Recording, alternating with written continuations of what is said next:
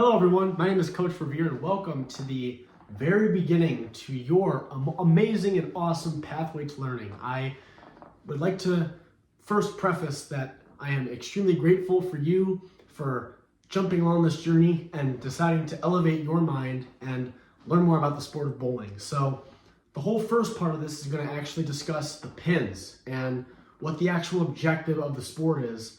And as we continue to go along, we'll slowly build our way back to you as a bowler. So, very untraditional, but if you watch the intro prior to watching this, you'll understand kind of what's going on. So again, make sure that you watch all of these videos in sequential order because that order is going to help you understand this process easier, and it'll make it way easier to watch the following video as opposed to watching it out of order. A lot of stuff that I'm saying won't make sense unless you've seen the video prior to the one that you're watching currently. So this is the very beginning of all of it. So a lot of coaches, including myself, we all love to talk about the physical game and other things. However, a lot of us fail to talk about the objective of the sport, the pins. These are what ultimately decide the score of the game. So all of you obviously know that there are 10 pins, which I will show a photo right here. There are 10 pins of which they're numbers. So if you notice, there's 1, 2, 3, 4, 5, 6, up to 10 and so on. So those numbers throughout anytime you're bowling depict what pin is what number. So if I throw a shot and I say I left a 10 pin, that means I left the back right corner pin, which is a very common lead within the sport of bowling. So also, disclaimer, throughout the entirety of this entire series, I will be discussing things as a righty. So for any of you lefties, you will transpose what I'm saying to the exact opposite. So if a common lead for a right-hander is a 10 pin, for you it would be a 7 because that's the opposite. For example, hitting between the 1 and 3 pin is what we call the pocket, which is where you strike for righties, but for lefties it's between the 1 and 2 and so on.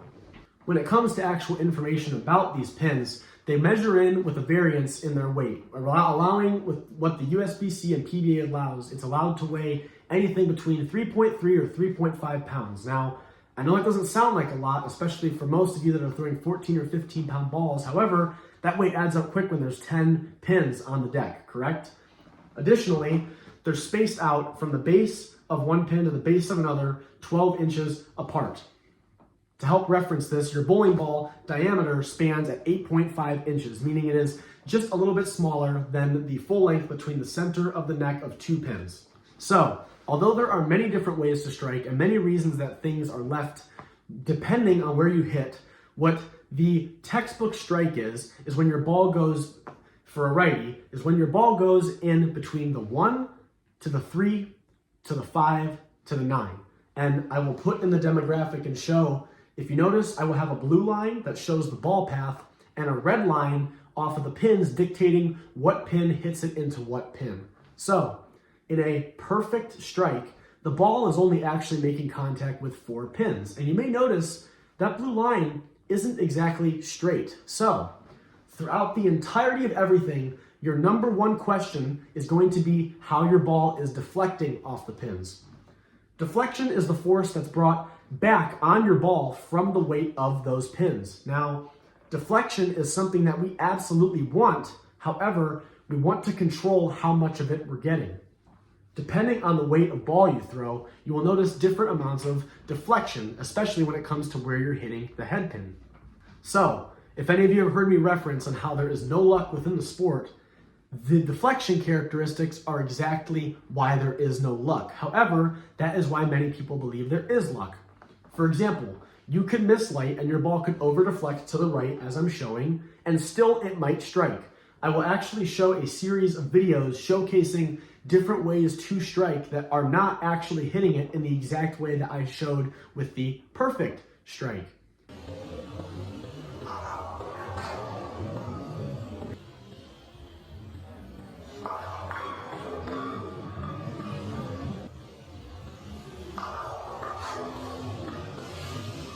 It's important that you understand this because there are many characteristics that additionally go into your deflection aside from just the weight of ball you're throwing. For example, the angle of which you are approaching the pocket has a very high impact on the deflection that your ball is actually creating, which we will go more into actually how to create those entry angles once we work our way back and discuss the lane. However, if we think logically, if we know we need our ball to deflect a certain amount, and we have a certain angle of which we are entering the pocket, that will determine how close our ball has to be entering on the head pin.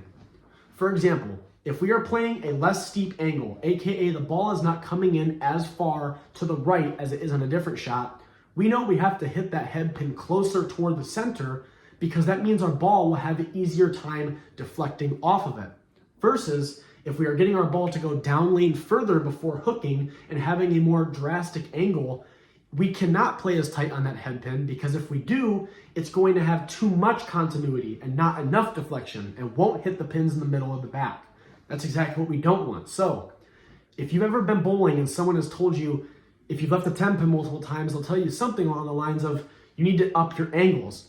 That's why people are saying that, is because what they are assuming is that your ball is not getting enough angle and is hitting that head pin too light and bouncing off of that head pin. However, that isn't always necessarily correct because you could be playing the right angle that's appropriate for what the lane is telling you, but you have to base how much of that head pin you're using and how close to the center based off of the angle that you are creating. Understanding concepts like these are also extremely, extremely important for spares, especially if there's multiple pins. Now, if there's only one pin, it doesn't matter how hard or which side you hit it on because you just have to make contact with that pin. But if there are multiple pins, you almost have to attack it in different ways and look at it to see what angle do I have to create and where does my ball have to go as it's going through all of the pins.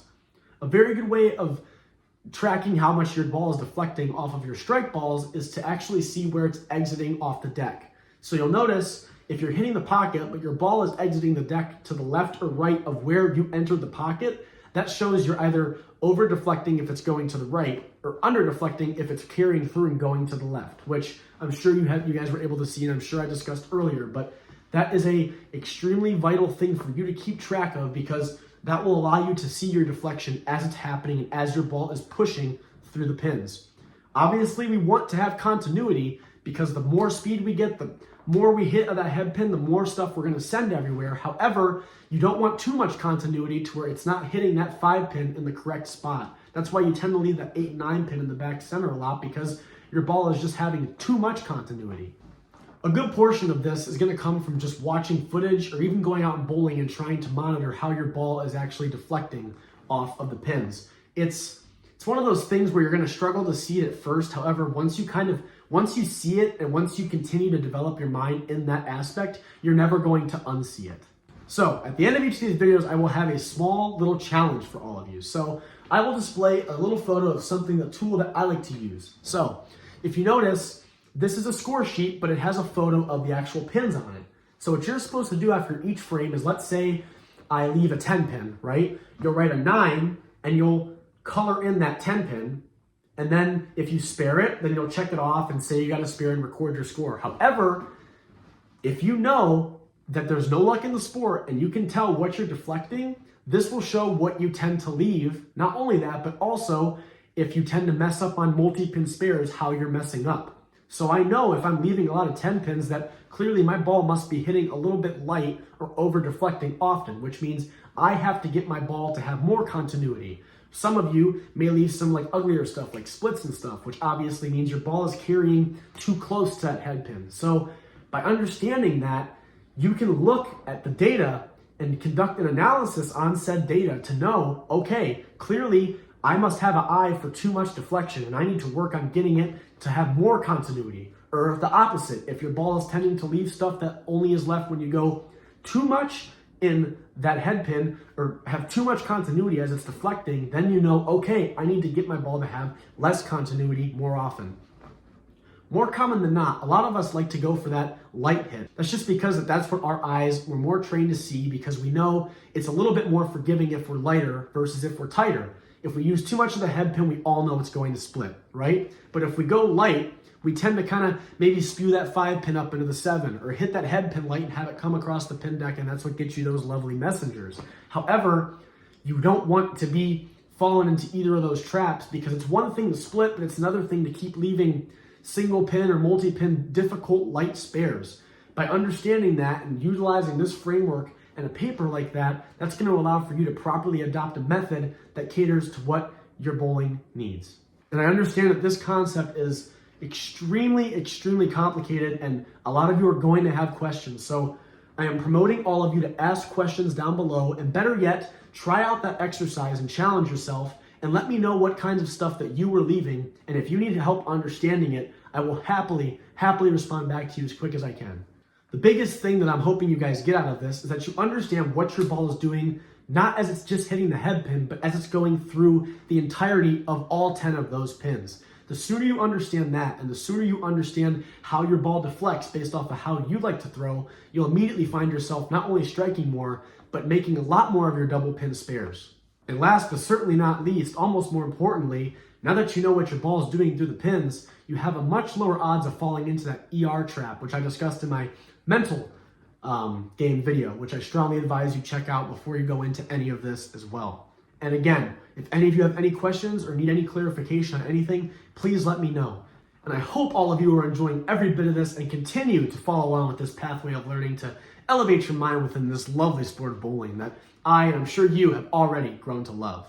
Continue to train your mind on these things, because in the next video, we will talk about gaining more or less continuity and how the lane actually breaks down. But this is the number one thing that you need to work on before you begin to understand the lane. Understanding how your ball is traveling through is only useful if you actually know how the pins fall and what the characteristics of your ball are. So in the next video, we will go more into the second step, which is understanding how I actually should get my ball there, which is the most complicated step. Again, comments down below, and be sure to leave a subscribe if you enjoy this kind of content. See you all in the next video.